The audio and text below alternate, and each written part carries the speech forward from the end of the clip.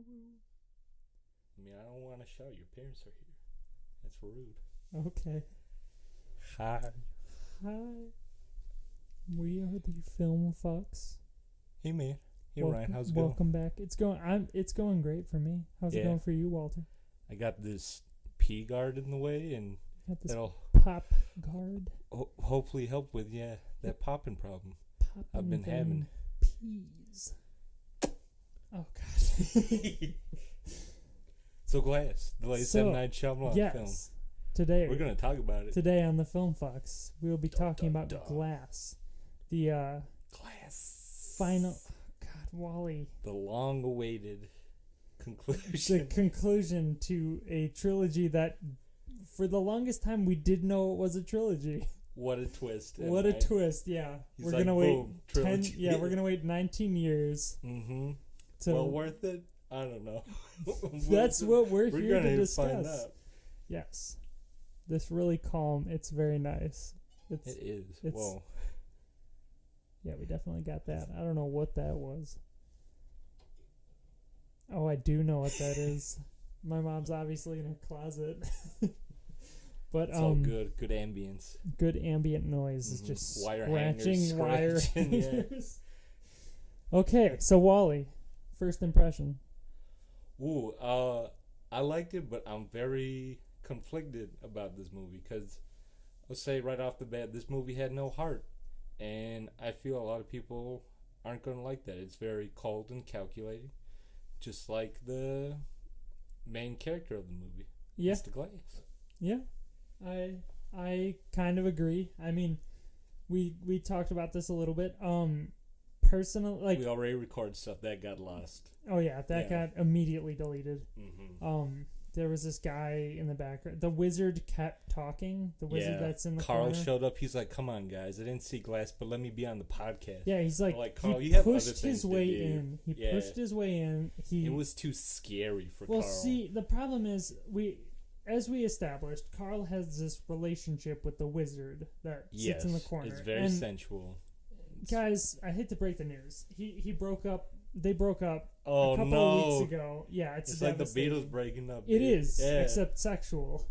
Very, it's like the sexual Beatles breaking up. That's Carl Rivers, That's Carl Rivers and the Wizard. The sexual Beatle. Yep. Carl Rivers, the sexual Beatle. But and so when he came barging in and demanded to be on the podcast, the Wizard took great offense to that. He did, and also we were like, Carl, you didn't even see the movie, so bye-bye. It's like, Carl, we don't review movies we haven't seen. That's outrageous. Yeah, who does that? You didn't like who does that? Scary movies. This definitely was not a scary movie.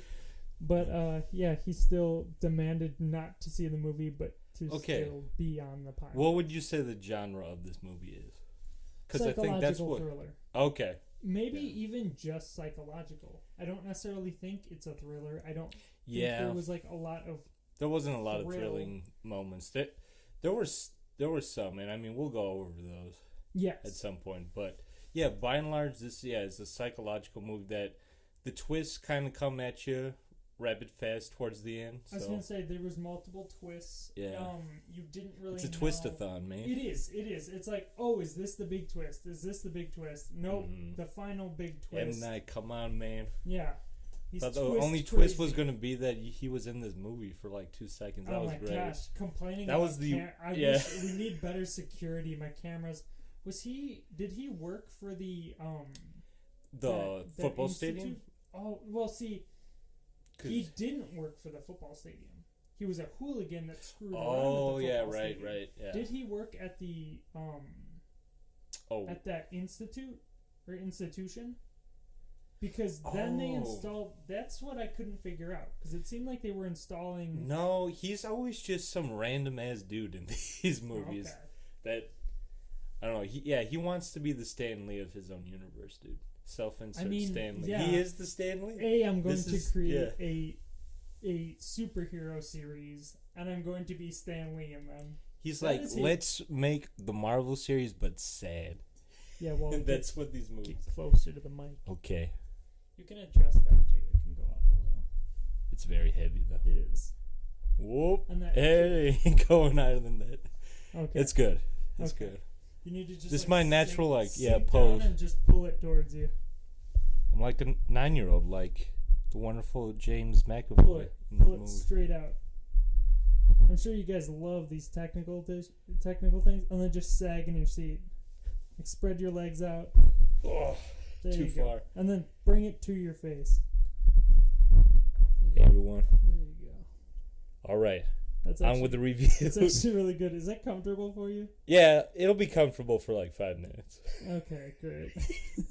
I get just to stay in this pose. Okay, so My butt's at a weird angle, but it'll adjust. I mean, stretch out more. This is why you guys come to the Film Fuks.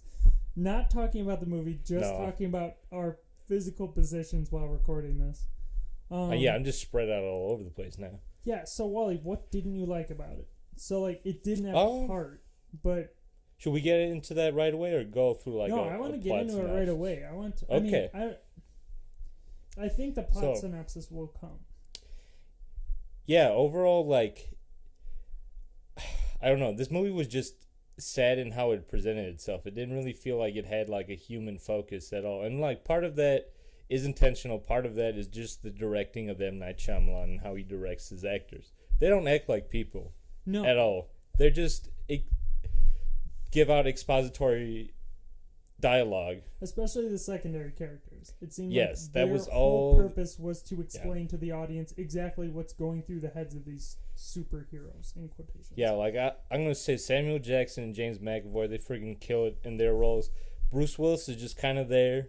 Yeah, not gonna lie, I feel he's really just like a Superman. Like he did stuff at the beginning, but it's like he did. He didn't really do much at the beginning. He just like chased some people down and then threw them into a wall. Like it was. Yeah, what'd you think about that beginning? Not gonna lie, I'm like, it feels like this was just like moments after the end of Split. Pretty much, it's like right after Split, we're like going on to the next thing. It kind of started like what. It reminded me of, like, Batman... What is it? Batman... The Dark Knight Rises. Okay. Where it's like, it's clear that whatever this guy has been doing has been so physically draining on him that, like they kept referencing the fact, you look tired, you shouldn't go for walks. I was saying more so, like, that the Beast already has people kidnapped, and we kind of open up on that. Oh, yeah. We, open, in the middle of the action. Yeah. It's... what is it called? I almost said curriculum vitae. That's not it. There is like a film phrase where you start in the middle of the action, and I can't think of what it's called. Yeah, I don't know. I kind of like that, but okay. So a little bit of background information. I did see Unbreakable and Split, so like I knew all the characters and like what was going on.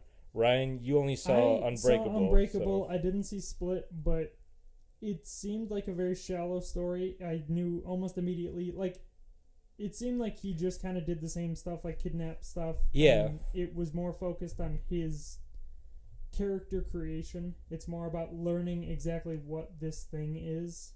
Right. Like, at the beginning, it's just kind of letting the character be the character.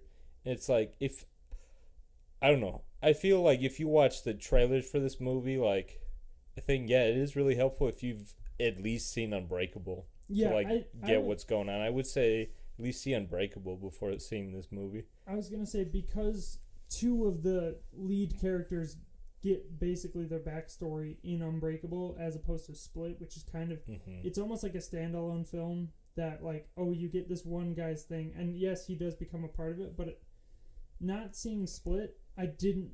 Spoilers for Split. That's the twist at the end. That's part of Unbreakable. Yeah, that's the whole twist, is that it's just part of Unbreakable, and then, but there's enough character development in the James McAvoy character from Split in this movie that I didn't feel like it was that important to have seen Split. I understood immediately how challenging this like split personality thing is, and the fact that they had this like hierarchy that was being established within his personalities, and that it was obviously going to be like an anarchic sort of mentality. Yeah, you do get that like right off the bat, and I think the trailer like helps tell you like what's in this guy's mind like right away. So yeah, you don't really need to see Split. I mean, I assume most of the people who are going to see this movie and realize that it's a trilogy have already seen Split. But for me, I can't.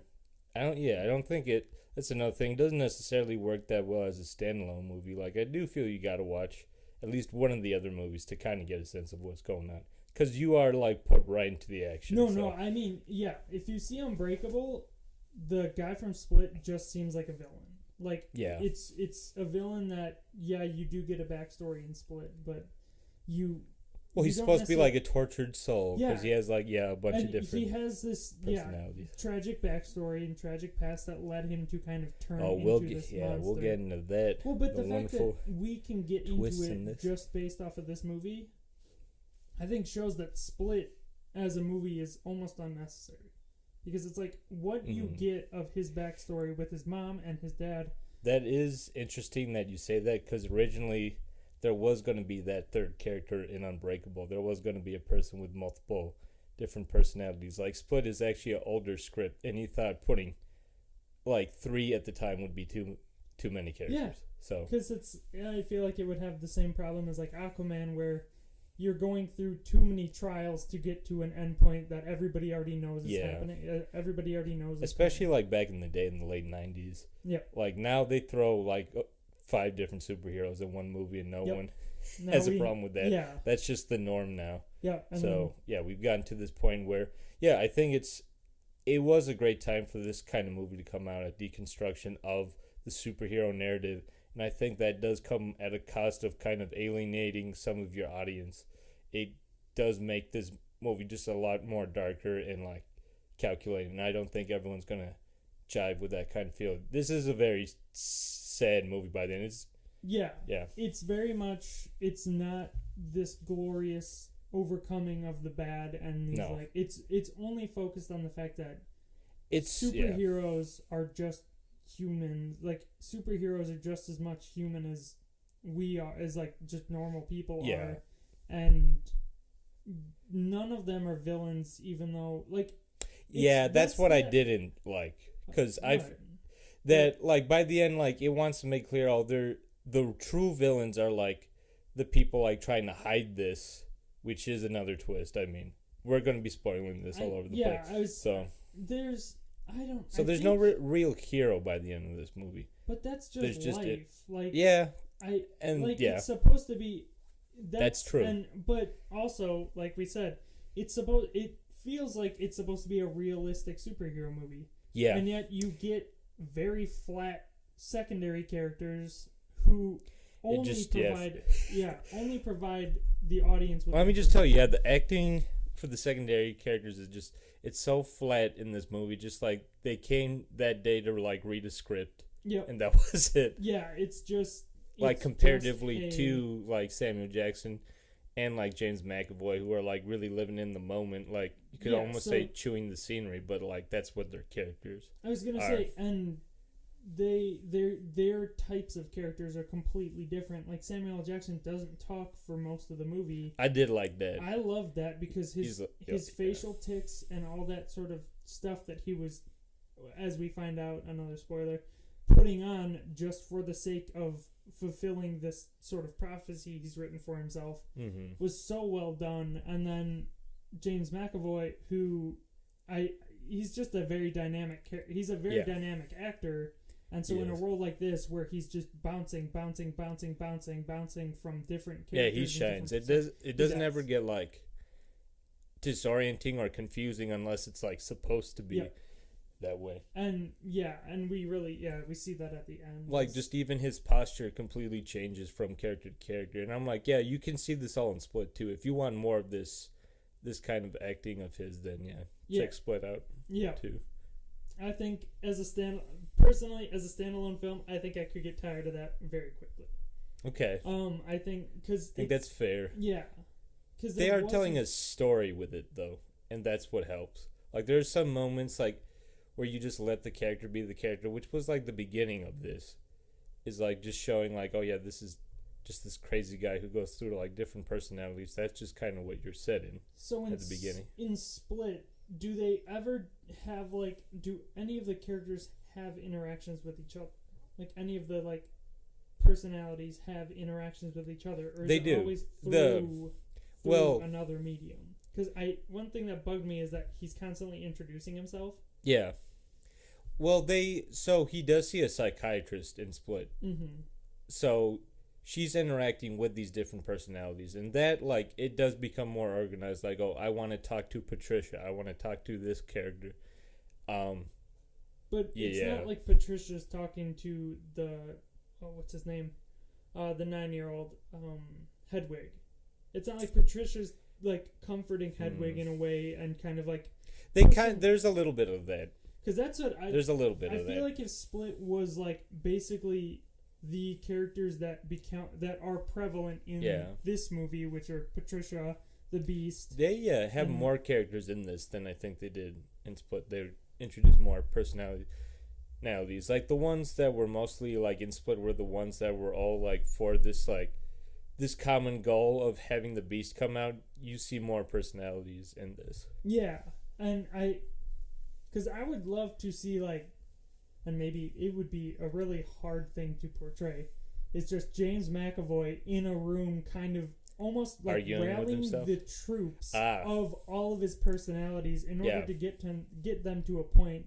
Man, I'm just going to convince you to see Split by the end of this review, because that's what happens at the beginning of the movie. Like, you hear, like, behind closed doors, they're like, oh, there's, like, multiple people talking behind closed doors. So there's a germaphobe that's in this movie. I forget his name. There's Patricia, and then there's the little kid. They're, like, all in league with one another. So you hear those three characters talking to one another at the beginning before you even see James McAvoy show up. So. See... Yeah, I guess that's if that happens at the beginning and then it's just like a continuation from there. I think that's a failure of a movie. I think you can't just introduce a character in the middle of him becoming like a revolution. I think you need to lead to a revolution which is continued in Glass. Yeah, in Split he's kidnapping people that he thinks is impure, and they do talk about that in this suffered, too. Yeah, and that's I guess in this movie, in Glass, the connection between the James McAvoy's character and how Samuel about we Jackson, like start going over like the plot? Okay. Or like so the it's main beats. I mean, the biggest thing is it starts with Bruce Willis, basically. You see him going on these walks. He's this hero 15 years later from Unbreakable. Like, now we have that his, like, son is pretty much, like, his Alfred, or, like, his, like, man over the phone or, like, on the computer, his tech guy. Yeah. If you've seen Arrow, Felicity, or, like, Snoke, or... Yeah, you've seen this like, kind of it's character. Always, it's the sidekick who is more technically savvy, but not as physically capable. And we see the years haven't been kind to him. His wife dies of cancer is what we learn later. So he's really down on his luck, but he's still out there being Batman, pretty much in a green poncho. He's like succumbed to this life of, this is just all I do.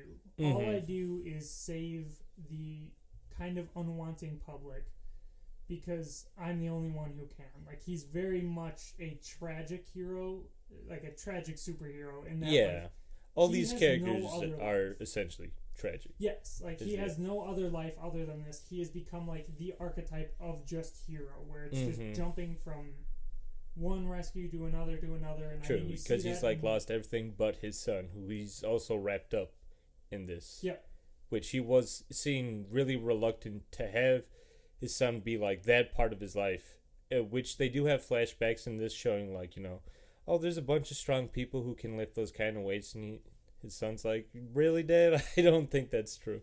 Yeah, and that's so what it's kind of like the first climax is Bruce Willis meets Kevin, who's the guy from Split. He meets one of his personalities. He finds these kidnapped cheerleaders, saves them, and then is caught by the police. And so now you have Mr. Glass, who has already been captured many years before. You have Kevin, and you have what's it? Dunn. It's David Dunn. David Dunn. Yeah. Yep. So that's Bruce Willis's character. All in this one central location at this mental hospital. It's like it's a fucked up version of like Professor X's like school for gifted children. Yeah. Pretty much. It is it is a mental ward. They do tell us that, but specifically to house these people who they say have a deficiency or like a disease, thinking that they're superheroes. It's not like that facility wasn't designed specifically for that. They actually brought Sarah Paulson in specifically to treat just these three. She wasn't. I don't think she was. Maybe there was a little bit where she was going through, but I don't think so. Where she was going into other people's rooms and trying to treat them. Okay. It was mainly just those three. Yeah. They were like closed off from the rest of the ward. And so it's basically them working through how to fix them. Like you see all of these characters kind of trying to get out, but Bruce Willis's character's really his motivation is to save people. It's very one note. It's very much like he's willing to push himself. Yeah. And this, like, I think another thing that I'll say that I feel is kind of against this movie, they push a lot of like interesting ideas that kind of get forgotten throughout. Like, you want to see this rematch between like at the beginning of Bruce Willis's strongman character against the evil strongman character, and that never it never seems like it's his motivation to like really like, oh, I finally found someone that's a match for me. He's like, I just got to do this. Like, it just falls flat and doesn't make Bruce Willis's character all that interesting to me. So Bruce Willis's character isn't really supposed to have that one. Like he's so white knighty. He's only really, he just wants to save people. So as long as they kept the Beast contained, it's not like he has this personal vendetta against the Beast. And maybe they kind of made it seem that way. Like, I like that. Okay, you have these two people that clearly don't like each other. You put them like rooms across each other, and then like open the doors at the same time so they can both see each other. But that's kind of my not critique, but my way of interpreting this movie. It's not Bruce Willis's movie. It's kind of the Split Guys movie in a lesser way, but it's mostly Mr. Glass's movie. That is true. But which is where this movie loses its humanity, because like this is a character that doesn't have any humanity left at this point. He just has one goal. But the Beast is supposed to be his humanity, because when you see that. When they're across the room or the hallway from each other and they're looking at each other, that's that moment when when parts of the personalities that the Beast have are starting to question this whole theology that they've had for the entirety of Split. Yeah. The Beast is the only superpower. The Beast is the only one that can do all these incredible things. That's what they've always believed. And then they find out that's not true. And so the Beast is going on this emotional roller coaster journey of trying to figure out. He does have an arc. Is like whether or not their whole reason for existence, which is just to purify people through pain, is actually right. Mm-hmm. Even though, and so when you see that, it's this growth in the Beast, in that like you see this conflicting thing where everybody's terrified of this Beast. Every one of his personalities is, but now you see this contender who could upset him. Yeah. And so Bruce Willis doesn't give a shit about that. He doesn't want people to get hurt. That's why when they're fighting, his main goal is to free the cheerleaders and get them out of there. Yeah, not to best him or anything. Yes. Yeah, that is true. And that does make Bruce Willis's character kind of one note. He doesn't really have an arc in this movie. It's always he's just kind of there, which was a little bit disappointing to me. Well, but that's that's constantly like, I mean, we've seen in like superhero movies is like the Spider-Man 2 where it's Tobey Maguire Spider-Man 2. Tobey Maguire Spider-Man 2 when he's doing the train thing. Yeah, there's like, you're not getting a moment like that. No, you are. You are only getting moments like that. You're not getting the cool action sequences. You're only getting him do these insane things to save people. He literally pushes 4 riot guards into a shipping container and bends a bar around it. Total overkill. Yeah, it was total overkill, and like he does this. He saves these 4 riot cops by letting the other 4 riot cops get eaten he's so one note that he's a failure. Yeah, and it's sad, and I mean that's just how. Yeah, it's sad, but it's also like this kind of insane thing that we have with superheroes is that like they're first and foremost only supposed to save people. Yeah. Like, the second that they do something outside of that, that's when they become like vigilantes. Like that's when they push things too far. That's when people get hurt. Like they are like they were mad at him for trying to hurt the guy from Split. Sorry, the names are very complicated. That's okay. James I mean, character. He plays 24 characters, dude. Yeah. You could just call him the Horde. That's true. Yeah. So they get mad at him for doing that. They call him a vigilante for saving or punishing just people who are doing fucked up bad things. Yeah. Like at the beginning, and he's still made out to be a villain because he's doing something outside of the law. And that's true. Yeah, he's the vigilante. Yeah. But the movie, like it makes it clear, like we kind of focus on Bruce Willis more in Unbreakable. This isn't really his movie. He just has to be there for this plot to go on. That's what kind of, and I'm just working through this now. Okay. What kind of role can a superhero have in the real world? Yeah, is that what you're asking? It's like he has no role. He can't do anything because every time he tries to save people, he ends up fucking it up because he's at odds with himself. He's just constantly getting. It's constantly seen as a negative, even though he's doing is a net the right positive. Thing. Yeah, it's punishing bad people, but because our society isn't designed for superheroes, isn't designed for any of this, he has to live in a state of limbo where he can do nothing, and that's why it took him so long, I would say, to get out of that cell. Because once, and this is kind of jumping ahead a little bit in our plot synopsis. Mr. Glass and the Horde break out, and Mr. Glass kind of reveals his diabolical plan. Yes. We're going to this new building. We're going to destroy this chemical plant, and we're gonna show the world that superheroes exist. Yeah. Yep. And he tells Bruce Willis. So this is where we find out and he kind of did it in the first one too. Just how much he isn't a superhero. Mr. Glass isn't a superhero, but is the creator of superheroes. Is that he gets on a mic, he says to Bruce Willis's character, this is what's going to happen. He tells him the exact plan, and he's like, you need to stop. That's what I'm banking on. I've designed it this way. You are going to fight him and stop him, and you are going to become the hero that I want you to be, that the world needs you to be. Through this act, you are no longer going to be vilified, because in this act, in saving this building and the people in it, that's when you go from being a vigilante to a mainstream hero. And does he say all that? He doesn't say that. Yeah. He tells him his whole plan. Yeah. He says, I'm going to destroy this building.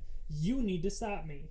I mean, if he said that would have made more sense to really push Bruce Willis over the edge to actually but it's subtext. Do something. It's the subtext of I shut off the water. All that's standing in between you and saving is this hundreds of door. Thousands of people, not hundreds of thousands, like thousands of people, is this door. And then they leave through this very specific way, and the night which manager, is part of his plan. Yep, the day manager comes in. And you see him look at all the monitors, and you see Bruce Willis just sitting on his back. Yeah, I thought that was kind of weird that he had. Well, it just shows like that, how many hours did he take to really think? Yeah, he's still just terrified of being vilified for he's losing faith almost. Yeah. He's losing faith in the fact that no matter how much he protects humanity, they don't like it. They will never like him. They will never want him because they don't see it as the right type of justice. And I thought that was a really good little thing of like, okay, this character is a little bit more complex because as you think of him as that one-note superhero, he would immediately just bust through the door and go sprinting off to do this conflict. I just felt that was more choppy editing of him not like breaking out, or at least us seeing him like conflicted, like, do I break the door down, do I not? We just see him sit there and it's like you said, it's not his movie. Yeah, that's true. If you sat there and watched him struggle with this, it would become his movie again. But instead you see Mr. Glass and the Horde walking through the hallway in trying to be inconspicuous, which and is getting awesome. out. Yeah, like it's like that. It's clear that we're not supposed to care about whether or not Bruce Willis makes this decision. We kind of already know he's going to. Yeah. And subtly, they put in that little screen with him sitting there to show that he's a little bit more dynamic. I mean, the movie makes you root for this character that, like, is very amoral, and that's kind of the whole crux of the movie. And that's where I feel like not everyone's going to jive with it. It's just a very cynical look at superheroes, of, like, trying to bring them into this world. Like, his whole plan is just making people aware that, yes, superheroes exist. Yeah, but I think that that's why Mr. Glass is a complex character. Like, everything he does is for good reasons. It's for reasons to show the world that we are more diverse than we think. We aren't fitting into these specific 2 or 3 boxes, which I mean is a pretty common thing. Now is just embrace your uniqueness, and Mr. Glass understands this and he wants this, and but he's fundamentally flawed in kind of the same like Oedipal way, where it's like Oedipus does everything to be a good king, to be a good ruler, and yet he's so fundamentally flawed that he does everything, like everything falls apart because of his flaw, this one flaw. So it's only he's a flawed character, but I wouldn't say this makes him a good character. He is an evil character. Like, his whole thing in Unbreakable is finding someone like him through any means necessary, and that means taking the immoral route of like having a bunch of people killed on a train just to have the satisfaction that yes, superheroes exist. He goes to any means to make that happen. Yes, he does, but in this movie we see the resolution of that.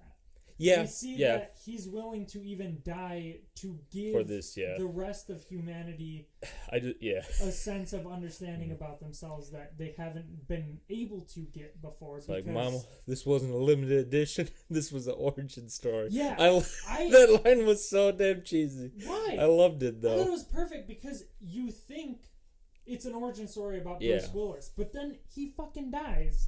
Bruce Willis dies. I was sad about Glass that. Dies, and the Horde all die. Yeah. And spoilers. Then they all die dies. as he's saying it's an origin story. Mm-hmm. So obviously the origin story is just humanity's origin story as a new species that understands the diversity of the species. They understand that everybody has, like, not everybody. Yeah. There are hundreds of thousands of people that probably have superpowers that have to hide because they don't want. And that's the conflicting thing with me for this movie. It's like, I do like how it's set out. It just feels like it's a very realistic depiction that anyone would go to any means just for the sake of getting it out there.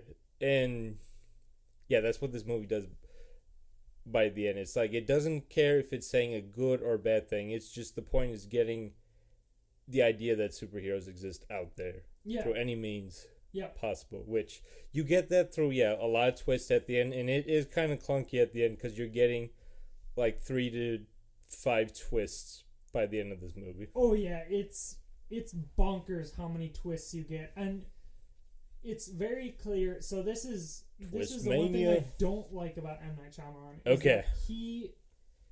He's got to have that twist, man. Well, so I was listening to an episode of, it's called Unspooled. It's with Paul Scheer and I can't remember what her name is. Someone else, okay. I can't remember what her name is. So good. But they go through and review like the AFI top 100 list of most popular movies, and they were talking about Schindler's List, and they read an article by a reviewer that basically said you feel manipulated into caring about this thing, even though you already should care about, you already care about this thing, but sometimes they just punch it into you so much. And I feel like what M. Night Shyamalan does is just punch into you the fact that you're supposed to care about humanity rather than, or you're supposed to think of, by the end of the movie, you're supposed to think about Mr. Glass as a good character.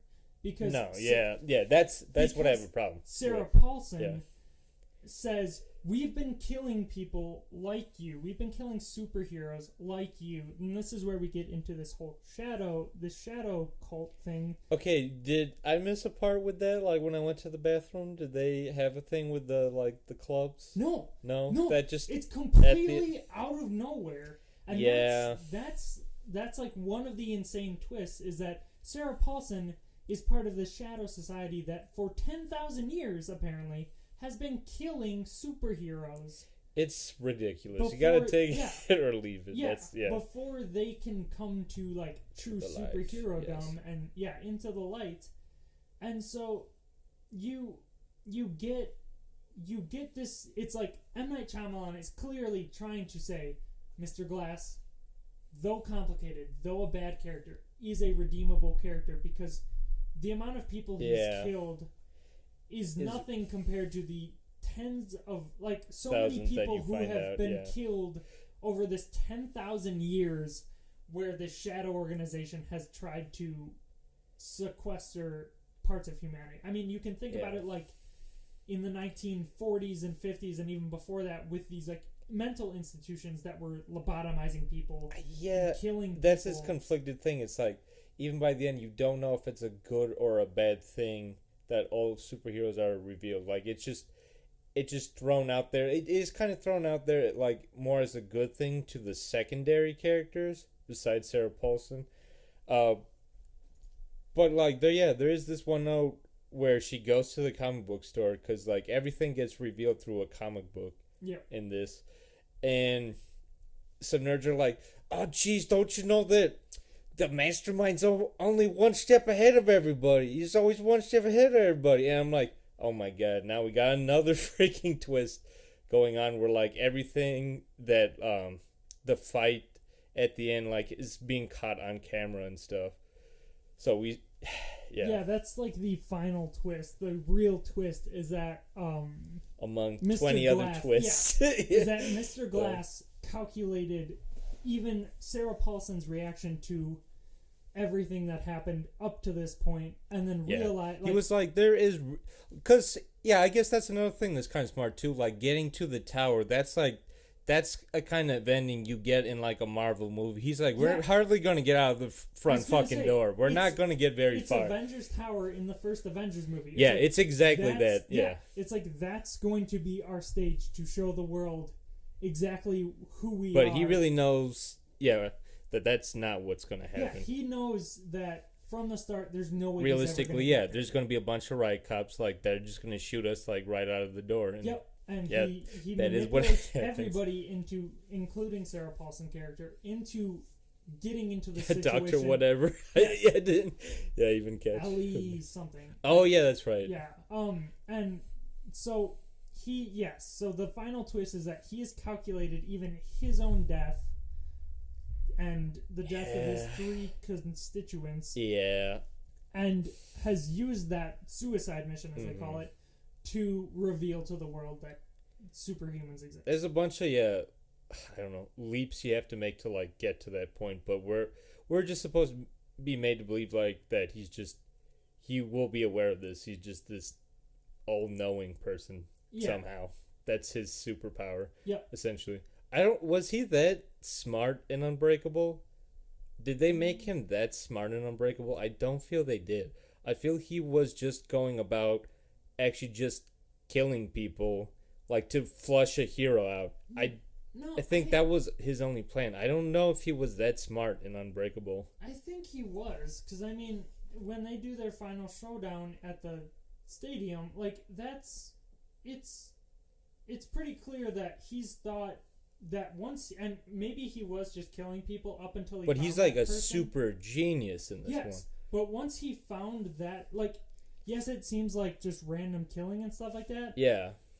And that's more just like probability. Like he's thinking, oh, the probability that I find a superhuman is so small that he has to do an immense amount of killing in order to find it. But once he does, that's when his true like mental abilities do kind of shine through. Like that's when you see him. Okay. Yeah, that's when you see him and Bruce Willis kind of going a little tete-a-tete on whether or not what Mr. Glass is thinking about can overcome just the brute strength and like the ability to like read minds and stuff like that Bruce Willis' character has. But yeah, I guess it does get heightened, and maybe that's almost saying that what he thought in Unbreakable, like he was thinking that was the final goal from Unbreakable forward. It's like he found Bruce Willis and he knew he needed to find another villain. And so when Split happened, that's why he's like, I waited 19 years to do this. Yeah, he's like... So it's what we're led to believe in this movie is that he calculated from the moment when he found Bruce Willis up until his death. I just feel, there's just a lot of leaps in logic in that. And, like, to have that all crammed in the end really doesn't make any sense. But I feel like doesn't really matter for the point of this movie to make that, like, M. Night Shyamalan's going through whatever he wants the movie to go through to get to the point. Well, the whole point is that we are just regular human beings. We're not supposed to be able to understand exactly how the mind of Mr. Glass works. Yeah. It's supposed to be kind of that, and maybe, it's like frustrating that we all don't have the mental ability to track like 19 years in our future. So I mean, it's the thing is like, it just doesn't make sense. I know. Well, that's kind of why I like it. It's like you see in Doctor Strange him like calculating out all these things, and you kind of get these hints of what's going to happen at the end of like the Doctor Strange movie. Or I mean, he goes through all the in the latest Avengers movie. Like, oh, there's 10 million. I went through 10 million scenarios. There's only one where we survive, and then at the end you get him saying this had to happen. So it's like, oh, now we know what he's thinking, but that's like we get that. You don't get that satisfaction. They don't lay it out for you as cleanly. I guess that is a good question, because it sounds like by the end of this movie you had like a satisfactory like ending for you.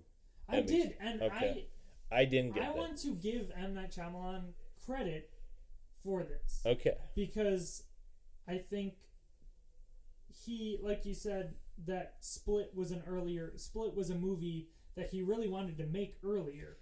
Yeah, like that character was going to be in Unbreakable. Yeah. That was the whole thing. And so maybe at least he had some semblance of how he wanted to make... Wanted this to end. And so I think it comes out at a good time for something like this to absolutely. Critical look at superheroes in general.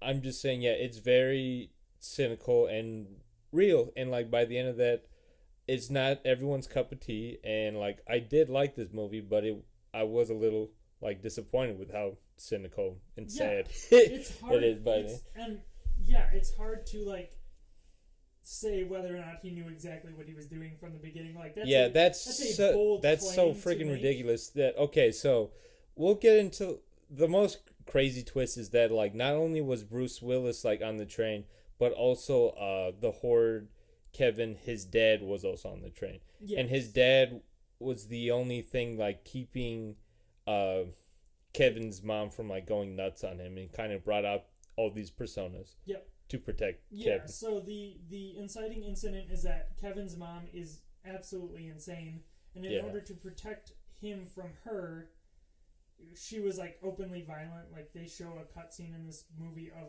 her walking up the stairs yelling The at iron, with yeah, a hot iron. yeah. And Kevin Wendell Crowd. yes, so it's supposed to be believed that, yeah, like you said, Mr. Glass calculated it down to the fact that his friend or his dad was going to be on the train, and that was what's going to create the horde, and then that's what's going to. So you really have to accept the fact that you can't. It's very unbelievable in the same way that aliens are going to come through a portal in the sky and attack New York City. I don't know. That's at least fun though. I feel like why are superheroes fun? Because it's that power fantasy. Reality, it's that in reality that'd be horrible, and that's kind of what we get with this movie. That's the whole point of the movie, is to say like, stop fetishizing superherodom. Stop making it seem like everybody should want to be a superhero. Yeah. You should want to help people. You should want to have this innate compassion for people. You shouldn't do nothing just because you don't have superpowers. I don't know if that's what this movie's really saying, though. But maybe it's not. Movies are open to interpretation. That is true. The fact that you can you can dig that out of there. Yeah, you can dig out the fact that, I mean, the whole whole time in this movie they're talking about how they're just delusional, that they don't actually have superpowers, and then you find out they actually do. I just feel even like with M.Knight Shyamalan's earlier films, there was some sort of sense of humanity. By the end, there was some closure in all those movies. There was closure at the end of Unbreakable. It's a happy ending till we get the twist, but there's still like closure in that Mr. Glass goes to jail. In Signs, it's supposed to be that. I mean, that movie's so ridiculous, but I love it. What like about The Village? I didn't watch. I didn't watch The Village. So that I would say, no, that's supposed to be like his turning point, right? With his movies, like people can agree that like Sixth Sense, Unbreakable, and like Signs, those are his good movies. I guess. I mean, Sixth Sense is even just kind of. I mean, by today's standards. What's the point of Sixth Sense? It's like, the twist. That's the thing. Then, like, he kind of immediately jumps the shark. Like Sixth Sense was a good movie, but then it's just a catalyst in order to. It's just supposed to make you feel connected to these people until you find out, no, this guy's fucking dead. Yeah. Like, that's and here's a good question for you. Did you really connect with any of the secondary characters in this? Like, there was like no like they forced it upon you, like as they're dying. They're like forcing this connection with like the main cast, and it feels very forced. It's like we really don't know nothing about these characters except they're supposed to thrust up the main cast. But God, I hate having this discussion because like I kind of agree with you, but I can also point out, like, in I think it's Spider-Man 2 again. Okay. But it's funny. Sorry, we are friggin' Sam Raimi, your classic Spider-Man 2. No, you will see this in almost every superhero movie, is that there's a point where the heroes are so terrified to lose any loved one that they have to push them away. And so at this point we're seeing Bruce Willis's character already have pushed his son away.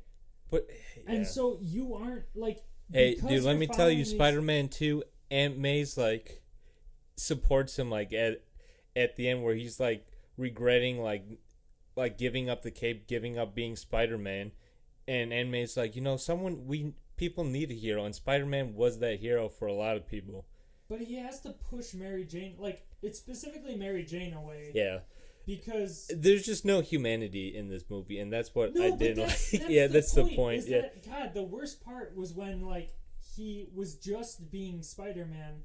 He only devoted himself to being Spider-Man. Yeah. Like it was kind of just a I feel part of that. Also just kind of heavy-handed with its message of like, don't fetishize these like superheroes. Just like take it as it is. It's just, I don't know, just over the top, and I think it's fine. I'm not saying it's bad or good. We'll have to just agree to disagree on that one.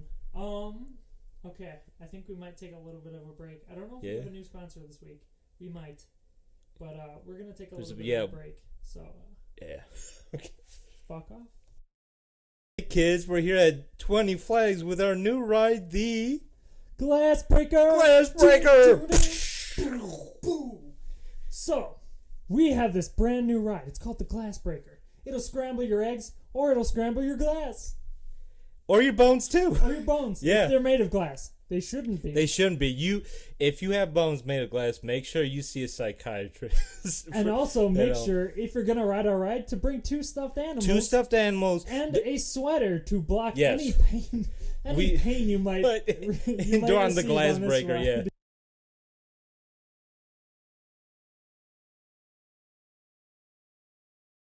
What was the funniest moment in this movie to you? Yes, what was the funniest moment in this movie? When that poor kid smashed his arm. So. That was the funniest fucking part. It was so goddamn silly.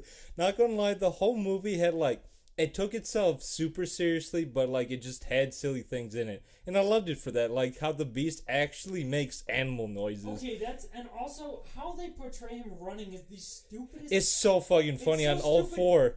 We evolved to go on 2 feet. Well, and you can tell he's got a hoist or a crane. Yeah, that's true. It's clear that he's just barely floating above the ground. It's pretty funny, dude. It's so fucking funny. But I would say my favorite part. No, the funniest part. The funniest part was probably. Oh, and then your favorite part. The guy talking about holistic medicine. That was so phoned in. It's he's ad lib. I wrote nothing for this part. Yeah. And my job was just ad lib it. All right. You need to drink more water. Yeah, I do. I can tell. That was the worst acting in the movie. Was that part? His throat slit, and it's fuck yeah. But also, that was cool. I wish Mr. Glass kept those shards of glass around to swipe at people, or he threw glass at people. No, like a shuriken. That's fucking ridiculous, Wally. Hey, that would have added some levity to this movie. I think you want a standard superhero movie. No, I don't want a standard superhero movie. Yes, you fucking do. You want I don't want a cynical, sad, pretentious movie, though. Throw shards of glass. He cuts a dude with a shard of glass, though. Yeah. I'm like, that's why he's Mr. Glass. He kills people. No, that's not why he's Mr. Glass. No. Oh, the fucking Riddler or some shit. He kind of was dressed like the Riddler. I'm not gonna lie. He looked fly as fuck, dude. Yeah. He looked fly as fuck. I like that he had the little emblem that said Mr. MG. Glass. Yeah. Yep. I don't know if he had that in Unbreakable, but I think that's No, he did. Important. Yeah. But Mr. Glass. I liked his suit. Also, the whole thing where it's so if I dropped my flashlight on your legs, I would break your bones, and then the guy just we don't know anything really about this character. Yeah. He actually seems like kind of a nice guy, but for some reason, he's going to be a dick to this. this guy who's been. That's when I walked back from the bathroom. I'm like, yeah, he's going to abuse this catatonic person. Well, he does have this one moment where he's like, what the fuck am I doing? Yeah. He's like, yeah, this is really fucked up. I should get out of here. But why have it's so weird. It was kind of suspenseful, I'm not gonna lie. Because I'm this movie, you do feel bad for Mr. Glass whenever he breaks his freaking bones. Yeah. I'm like, oh, this poor fucking guy. The Beast just puts his hand on his shoulder and just smashes his fucking shoulder. Yeah. It's oh my god, that's the fucking worst. Oh, and then he falls and out of the chair. Yeah. Not gonna lie, I try not to laugh at that because every time as he's falling, you kind of hear breaks. It's almost like they edit in glass breaking as he's falling down. It's fucking ridiculous. He can't stand on his own. But then he claps. He claps at the Beast doing it, and he claps pretty hard. So I'm like, sure, yeah, I was wondering that too. When he's slamming the door behind him and stuff, I'm like, does that hurt him at all? Yeah, it's we've seen this character. He's supposed to be very breakable. Yeah, he doesn't do stairs, people. Claps aggressively. Yeah. When he it would probably break his fingers or something. And there was padding on his gloves. I'm sure he had padding on those gloves. He had gloves. Not at that point. He had his gloves on. No, he did not. He had his gloves on the whole time. Not like at that point. man, they hadn't gotten into putting on the costumes. I thought. No. I already forgot this movie. So they go, already forgot. They go into that yeah, machine, just this. They Yeah. go into that like laser room where it's supposed to like basically lobotomize him, and then he switched out the. And then he gets the beast to come out, and then the beast and him go to that place where he can get his outfit. Oh yeah. Yes. So wasn't he clapping outside like when the beast is like taking down like cops and stuff? He clapped for the girl because he's like, oh, the girl who he freed. He clapped on a couple of occasions, but it would have broken his bones. Like I just remember. Yeah, Mr. Glass, we don't get the physics of your bones. We don't. Why do when your bones break, they actually make glass shattering noises? Yeah. That was the funniest part of the movie. Yeah. Is he falling out of his wheelchair, and every bit of him is like falling, and you just hear. Yeah, it's like, and then yeah. You're supposed to be sad. I wanted to laugh, Ryan. There you go. Your sad, cynical superhero movie made me want to laugh. So there you go. I mean, it was also kind of a callback to a similar thing happens in Unbreakable when he falls down some stairs. Oh, that was funny, dude. Yeah, talk about cynical, you piece of shit. Oh no, that was fun. Like, no, that was actually like really tense because you're just so fucking worried because he's like, at first like he's going down the stairs kind of okay, like that's where M.Knight Shyamalan shines, is the suspense. And like I was sad that there wasn't that much suspense in the movie. There was just like a bunch of exposition dumps by the end, and I'm like, that doesn't really make for an interesting movie to me. I guess I would ask, so who is this movie for then? Because like obviously you didn't like it, obviously I liked it. Yeah, no, I did like it, but like I think there's things that you can make. I don't know. Do you think Carl would have liked this movie? No. As somebody who loves superhero movies. As someone who loves superhero movies, I don't think you're going to enjoy this movie. But we kind of come to the consensus that's the point. Well, no, I think you can enjoy this movie as a completion of this trilogy. Yeah. I think it's not meant to be a superhero movie. It's supposed to kind of make fun of the fact that like everybody loves superhero movies. I think you're reading into it a little bit much. I think you're undervaluing M. Night Shyamalan's ability to think complexly about his films. Maybe. He's been saying that for years. He did have a lot of bad movies recently. Yeah. No, this is definitely not a bad movie of his. Like, I'm just saying this is very cynical and it's not everyone's cup of tea.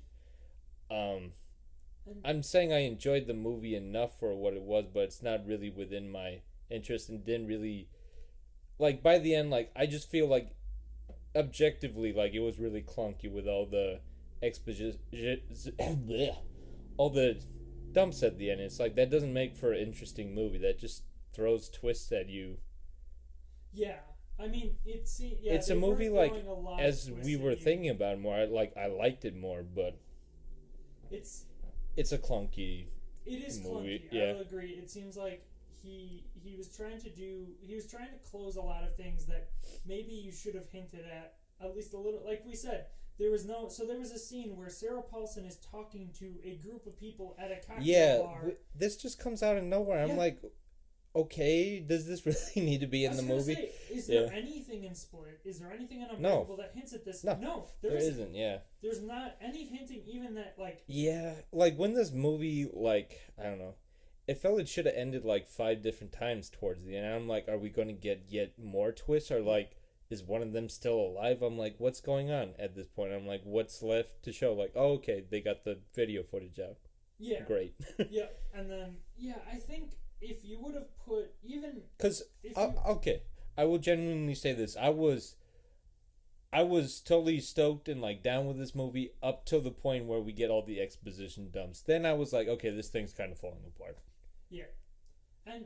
From a storytelling standpoint, I think, yeah, you'll agree. That was a clunky way. Oh, I mean, I liked the twists.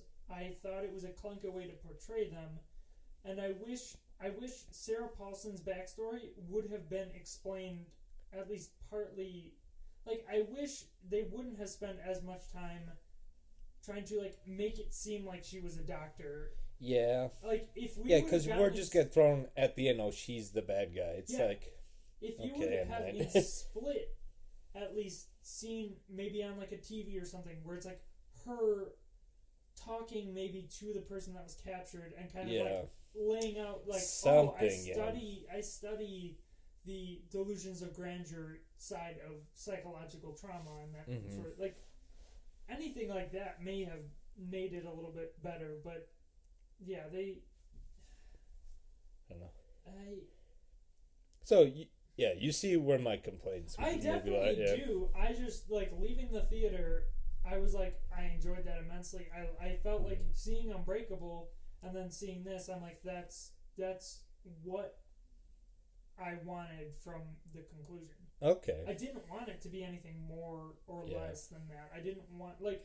I feel like if you would have, like you said, I think if you would have like made more clear that there's this, I don't know, organization that's trying to like get rid of superheroes, or just like the ending of this movie needed more padding. It's just like it's all thrown together. Everything gets thrown together at the end, where like the movie is just kind of full of itself. It doesn't give you like any room to like let these things kind of ruminate at all. I guess, but throughout the whole movie, you don't want to believe Mr. Glass. I think you don't necessarily want to believe that this grand idea of superheroes exists. So you're kind of on Sarah Paulson's side. Okay, were you ever actually on her side though? Yeah, when she was talking about when she was like when she was saying, couldn't it have just been this stuff? Yeah, like you it was kind interesting. Of start questioning whether or not. I mean, obviously you want to believe, like that's. Well, I knew for the get go. I'm like, yeah, this is gonna be bogus that they. Because I'm like, if one character is like, Mr. Glass has been like in solitary confinement for like almost 20 years, like this is all he's been thinking about. Yeah. So he's like, this is real. He's like, he even says like, yeah, there's limitations. This isn't a freaking cartoon, but he's like, I know to a certain extent that this is real. So he's like, you can always rationalize things, but he's like, this is real. Yeah, but I don't think you're supposed to think that they're good like any of those characters, including Bruce Willis, are good characters. Yeah, and that's, I don't know, and that's where this movie succeeds. That's what it's supposed to do. Yeah. And then at the end, when the twist comes, that's when you're supposed to be shocked. It's like this suspense. I feel we were supposed, like the characters like Casey, Bruce Willis's son, Mr. Glass's mom. Those are supposed to be the heart of the story. They do nothing but are there in service of exposition. His mom, I mean, I thought the mom was the most like connecting character. Like, her relationship with her son, as opposed to like Kevin's to. You almost didn't need like the son in this at all. Yeah, the son I think they mainly brought back because it's the same guy from Unbreakable, and they're just like, he didn't grow up to be a great actor, but we got him. We got him. He looks the same. So he got the same dead eyes. Yeah, when we cut between them. Every time I was looking at his eyes, I'm like, his eyes are just black. I'm like, does he have superpowers too that we're gonna? Well, Bruce Willis's was too when he was. Bruce Willis just wants to take a nap in this dude. He's like, nose. I don't want to do anything. Just let me take a nap under this hood. His nose was so weird. I didn't realize just how flat. Is that your one complaint of Glass? Yes, that's my one complaint. You know, everything's flawless. Get a fucking nose job, man. Christ, man, you make so much money. You couldn't get a better nose in this business, all right? Okay, Wally. We have reached the end. So I'll ask you, would you fuck with this movie?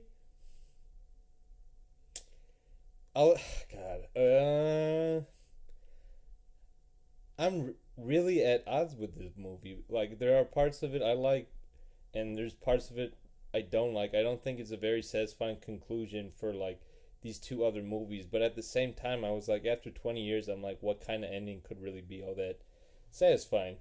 I think the ending of this movie, like, I think for a lot of people, it's gonna kind of, like, fall apart. Like, I liked all the parts leading up to it.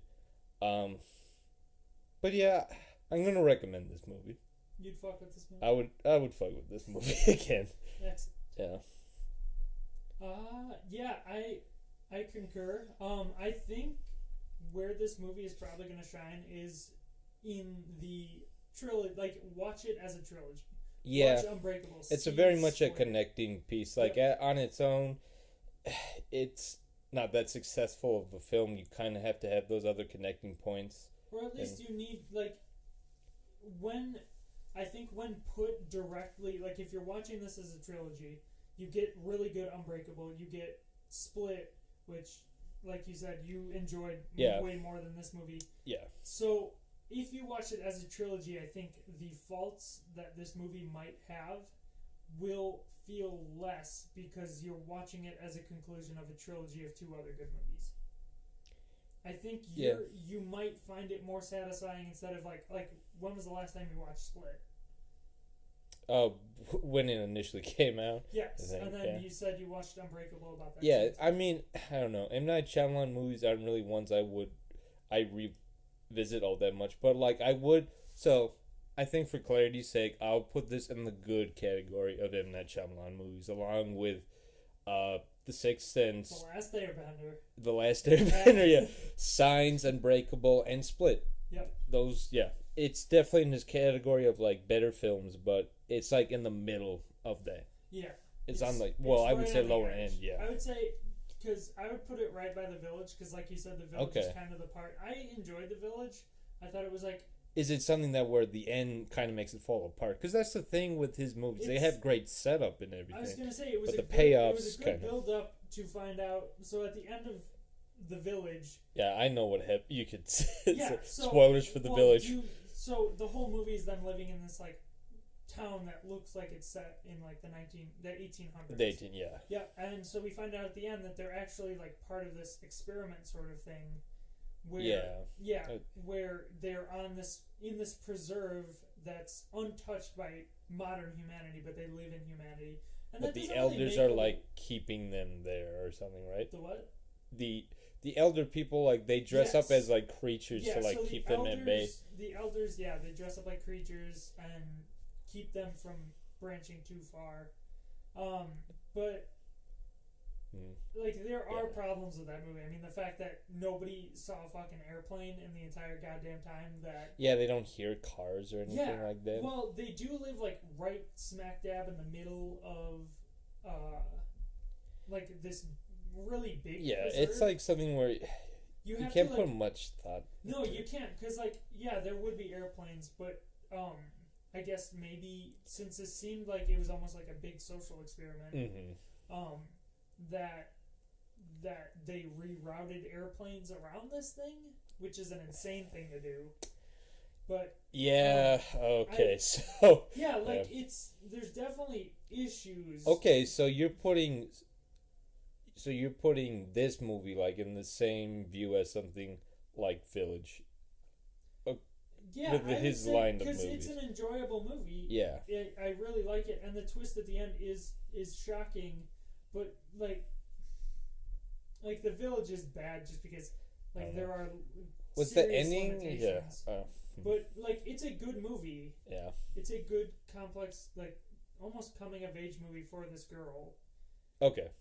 And then it's set kind of darkly, kind of like Split, and I think it has like a similar growth. Like there is a lot of growth in the 3 main characters in this movie.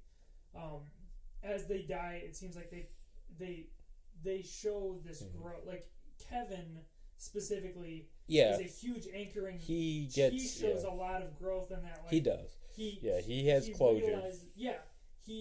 Does Bruce Willis get closure? He just gets drowned at the end of this. He gets closure in that there's a reason. So, like I said, he was this hero who's basically accepted the fact that everybody's going to hate him.